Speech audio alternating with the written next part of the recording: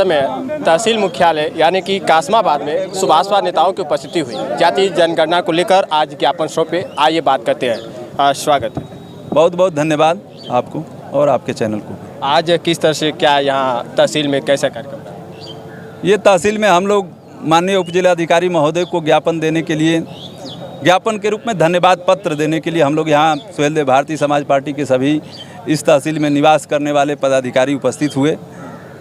और धन्यवाद पत्र इस बात के लिए कि इस देश में जो एनडीए सरकार की कैबिनेट ने जातीय जनगणना कराने का ऐतिहासिक और साहसिक फैसला किया है, इसका हम सुहेलदेव भारतीय समाज पार्टी बहुत पहले 2002 में जब पार्टी बनी तब से ये मांग रही सुहेलदेव भारतीय समाज पार्टी की। और सुहेलदेव भारतीय समाज पार्टी के कार्यकर्ता पदाधिकारी इस बात को लेकर बहुत उत्साहित हैं कि एक हमारी लंबी पुरानी मांग को एनडीए सरकार ने आज पूरा करने का काम किया।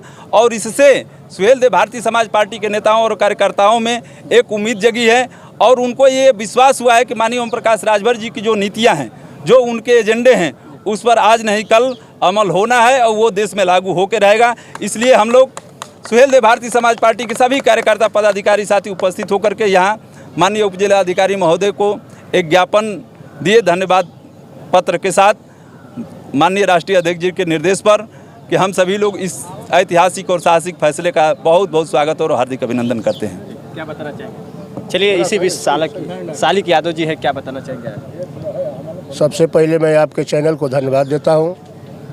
आज का दिन हम लोगों के लिए, जिस लड़ाई को हम लोग 22 साल से लड़ते थे, वो बहुत बढ़िया ऐतिहासिक फैसले के पक्ष में हम लोग जो आए हैं दिन हमको और पार्टी के लिए बहुत अच्छा है। और आज जो 1931 में जो जनगणना हुई थी और उस पर हम लोगों का विकास जो पूर्व की सरकारें ने करी थी और जो हमारी मांग थी, जहाँ तक माननीय कांशीराम जी की मांग थी, बाबा साहब भीमराव अम्बेडकर जी के, लेकिन संविधान में जो निहित संविधान था कि जिसकी जितनी हिस्सेदारी उसकी उतनी भागीदारी, अब जब यह गणना होगी तो सबको समझ में आ जाएगा कि हमारी संख्या कितनी है, हमारा विकास कितनी है और किस हिसाब से हमारा विकास हर होना चाहिए। विपक्षी कह रहे कि ये हम लोग की मांग थी और कहीं ना कहीं क्या वजह आ गया कि जो सत्ता सरकार जो चल रही है वो इसका विरोध कर रही थी, लेकिन आज ये जातीय जनगणना का पूरा ऐलान कर दिया। विपक्षी लोग बेशर्म हो गए हैं। जब उनकी सरकार रही है, कोई 40 साल चलाया है, कोई 4-4 बार सरकार में जा करके समझौता करके रहा है, उस दिन तो उसको नहीं याद आया है कि जातीय जनगणना होनी चाहिए। और हम लोग तो 22 साल लड़ाई लड़ रहे थे, लड़ाई लड़ते आज जो फैसला माननीय मोदी जी ने किया है, उस फैसले के पक्ष में अगुवाई में जो हम लोगों को मिला है, तो उस चीज़ के लिए हम धन्यवाद इसीलिए दे रहे हैं कि अब तक जो विपक्ष कहता था तो क्यों नहीं कर दिया।